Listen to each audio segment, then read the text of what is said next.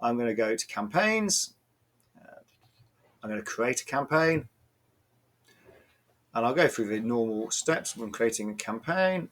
I send out my Kulea branded email. Boom. I'm going to skip personas. I'm going to open up the My Filters. Hopefully this looks very familiar. This is the CRM module that we were looking at just now. And I'm going to select UK and US contacts that work in sales or marketing. Now, the astute-eyed amongst you will notice that it's going out to 257 people.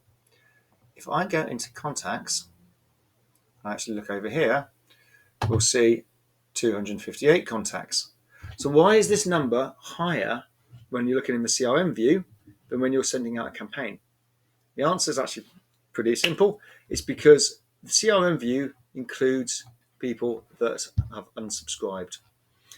Whereas when you're sending out a campaign, it excludes anyone that's unsubscribed. Let's see if we could find that person who's unsubscribed, shall we?